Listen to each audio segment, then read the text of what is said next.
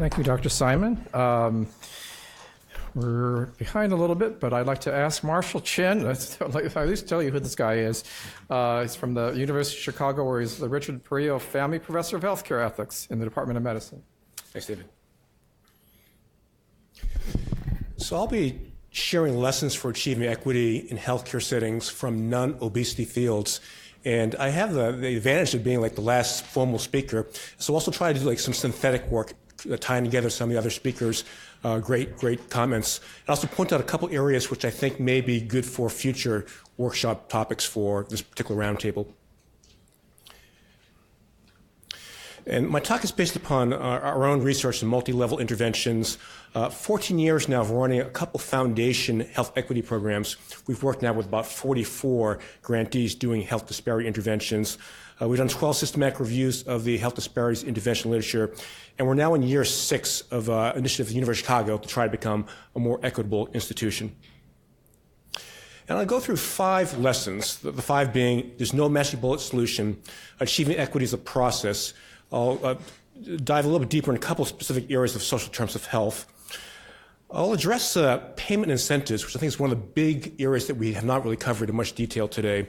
Then I'll end with the importance of framing equity as a moral and social justice issue. And throughout my talk, the equity goal here is moving the national numbers as represented by, for example, the ARC National Healthcare Quality and Disparities Reports. So not so much the frame of like a single institution, but what will it take pragmatically to move the national numbers on disparities. So no magic bullet. So now, about 2005, this is where I became the director of the Robert Wood Johnson Foundation Equity Program. And so that I had to admit that I had sort of a naive view initially. I thought that we'd find magic bullets, that we'd fund a number of different grantees, some would succeed, some wouldn't succeed, and then we basically would disseminate, scale up, and spread these successful interventions. It didn't take me long to realize that this was not going to work. And the reason why is that context matters, as you've heard throughout the day. So, for example, what will work for an African-American population in Birmingham, Alabama, may or may not work for African-Americans in the South Side of Chicago. Or, for example, the political and financial environments of different healthcare organizations. One example being like the relative mix of fee-for-service payment and managed care payment. Well, that's going to have huge effects upon the incentives, what organizations do. Or I love Vanessa's point that there has been a great discussion of history throughout today. You might have 2 clinics which are at the same place now in terms of their staffing, their setup, their organization. But if the history of how they got to where they are now differ, it's going to make a difference. It's going to also then vary then what will work then in terms of intervention. So there's the need to work through your own solution. But at the same time, there is the value of a menu of evidence-based interventions that organizations like to have options and models that they can tailor. Now, the sobering thing is that there's just not a lot of common themes about what works to reduce health disparities in healthcare settings. We reviewed over 400 disparity intervention articles. The best we could come up were 6 themes: multifactorial interventions that attack the different levers or drivers of disparities, culturally tailored QI approaches, so a sample like Joe's talk, are better than generic one-size-fits-all approaches. Team-based care, so especially nurse-led interventions, robust literature. Not surprisingly, involving families and community partners, as we've heard throughout the day. Very robust literature on the effectiveness of community health workers, promotores, lay health workers, patient navigators for reducing disparities. And then interactive skills-based training of patients, much better than didactic lecturing. So we have this simple model of like the different targets for disparities projects. So you might, on the left-hand bubble, you're a person embedded in the community. If you have access to care, become a patient interacting with a provider in a healthcare organization. Above that, you have a policy superstructure, of which financing and money is the big hammer. Ultimately, at the bottom, affecting process of care and outcomes. But you can do interventions at each of these different levels. So achieving equity is a process. So half a dozen years into our Robert Wood Johnson program, we came up with this so-called roadmap for reducing disparities. I'll go over these 6 concepts quickly and then do a deeper dive into a few of them. So first is creating a culture of equity.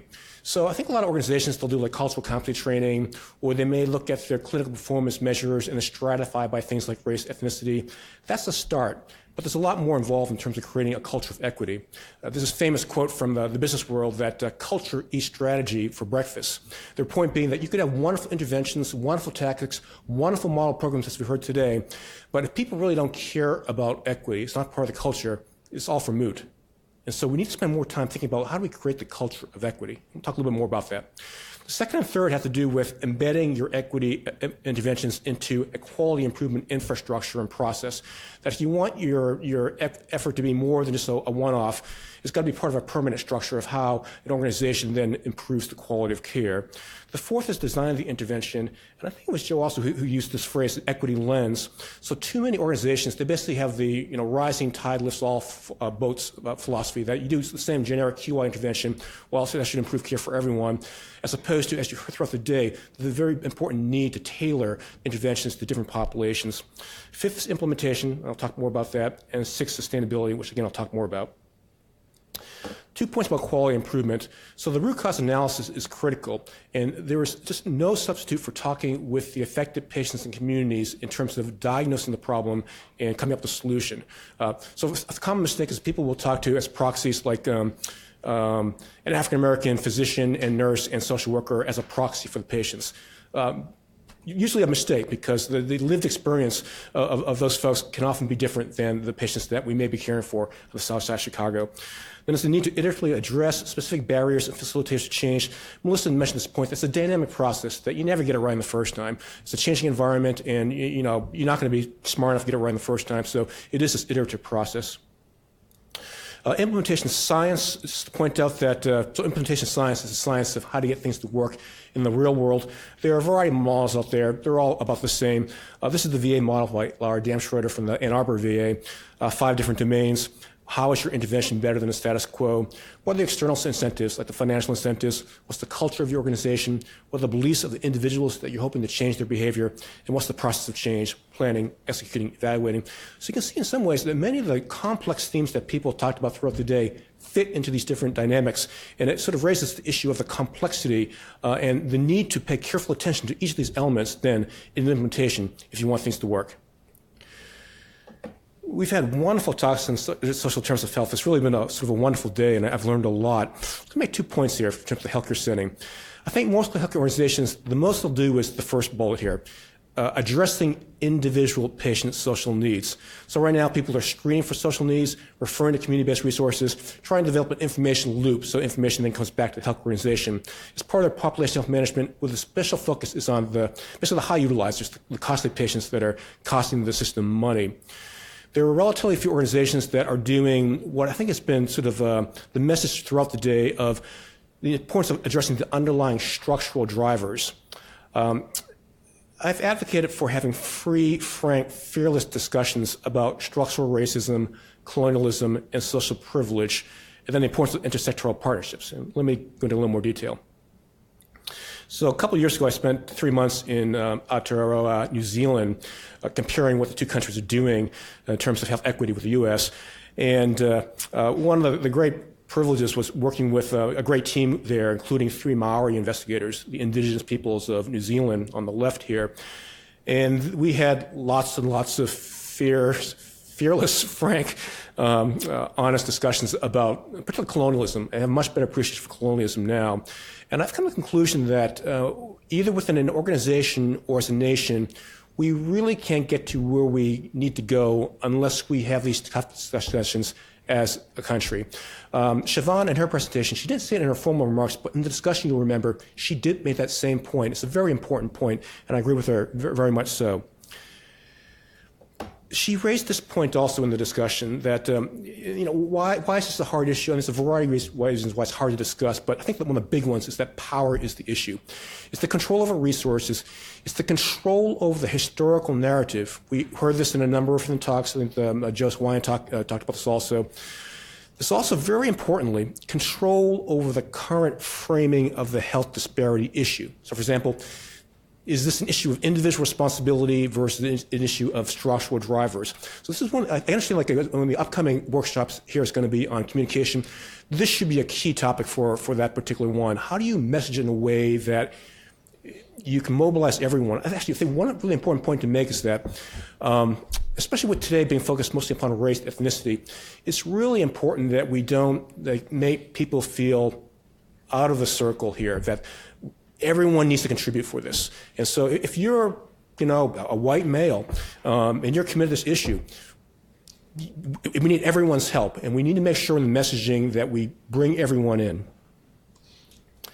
Intersectoral partnerships, a local example from a Merck Foundation program we run, fund La Clinica, who serves El Salvadorian migrant workers. They partner with, just a block away, a great legal services department, so they do joint medical and medical legal services care then of their clients. Here's the other topic, which I think if you haven't already done it would be great for a future roundtable, addressing payment incentives, because in some ways, everything we're talking about is moot unless the payment and incentives align. So, whether you're an academic medical center like a University of Chicago or you're a federally qualified health center, there needs to be a business case for addressing equity. And there's this huge policy gap. I forgot who it was. Someone showed the Healthy People 2020 goals. And this is this gap between this wonderful rhetoric. One of the bullets was how a nation values health equity, but we have a relative lack of policies that support and incentivize health equity. So in some ways, frankly, lip service. So you imagine 3 policy goals: explicitly designing quality of care and payment policies to achieve equity, holding the healthcare system accountable through public monitoring and evaluation, and supporting with adequate resources. So to give you an example, the National Quality Forum, they had this report a couple of years ago, the 4 I's for health equity. I'm going to focus on the last one in bold: incentivize the reduction of health disparities and achievement of health equity. They had 10 incentivization recommendations. I'll talk about 3. One is accountability, and we talked about having stratified health equity outcome measures. So clinical performance measures stratified by race, ethnicity, socioeconomic status, disability status, et cetera. A second is redesigning payment models to support health equity. So there's a lot of health equity infrastructure that is just mostly not reimbursed. Something like community health workers, the number of programs that mentioned health workers, Deborah's program, Joe's program, a number of them. Many places don't fund health workers. So how do you ensure that something like the money from capitation or a global payment, enough of that flows then for infrastructure, such as community health workers, that can be used then for achieving equity? If your goal is to achieve a specific process like increasing mammography rates for minority women, there may be a role for specific pay for performance, pay for reducing disparities for measures like that. And again, this issue throughout the day: how do we integrate health and social services? How do we create them the funding streams? It's both within healthcare, where the money is right now, but then how do we think about having joint funding streams across these different sectors that will also then have joint accountability metrics, so that it's in the interest of housing to improve health, for example, and then need to tailor the safety net for quality improvement and money. The newest iteration of our Robert Johnson Foundation program, now called Advancing Health Equity, Leading Care Payment System Transformation. I have an RFA that just came out this week. This week. Today is Monday. Last week. And the goal here is that it's really, and this is really, I think, really relevant for this roundtable. One of the great strengths of the roundtable is you have such key stakeholders here. The goal of our particular program is going to be to align state Medicaid agencies, Medicaid managed care organizations, and frontline health care organizations to achieve health equity. No one group can do it alone. You talk to any of these different groups, they say there's only so much we can do unless all the other partners are aligned also. So then that'd be another great topic for a roundtable. I'll end with an issue that I think that too often we're aware of, but for whatever reasons we don't give it the salience it deserves, even though it's something that's true to all of our hearts. That's really framing equity as a moral and social justice issue. And I would argue that for all the talk we've had about technical solutions, they're critical, but we're not going to get there unless up front is this framing of equity as a moral and social justice issue. Famous quote from Dr. Martin Luther King, 1966, "Of all the forms of inequality, injustice in health is the most shocking and the most inhuman."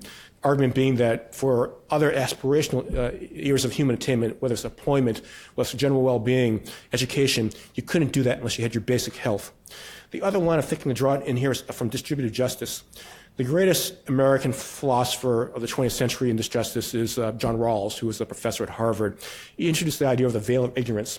And he argued that the most fair, just laws in a society would be created if we were all behind a veil of ignorance. In other words, before we knew if we were going to be white, black, Latino, American Indian, Asian, before we knew whether we'd be rich or poor, advantaged or not, if we made the rules at that time, it would be the fairest, because once we know our station in life, the self-interest that is really hard to get past.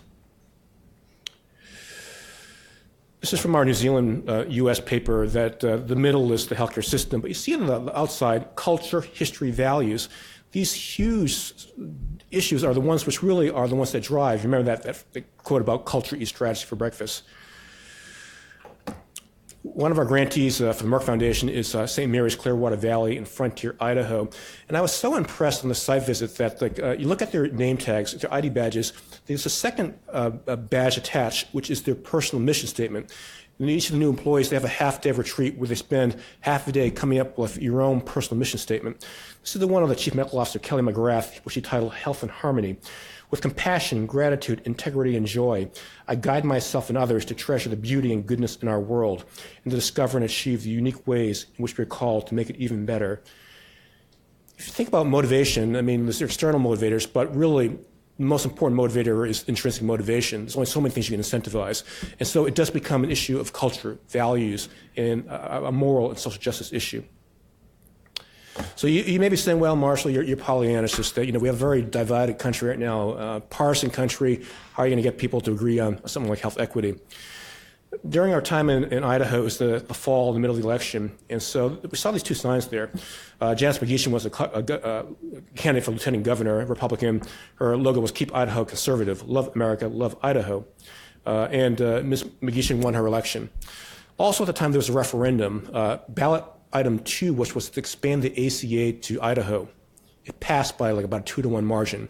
So even a very sort of conservative state where some of the progressive ideas we might associate with health equity might not seem to be immediately obvious, here you have sort of a common bound here with referendum ballot 2. I'll end with this quote and it applies to all of us here, that leadership matters. It is our professional responsibility as clinicians, administrators, and policymakers to improve the way we deliver care to diverse patients. We can do better. Thank you.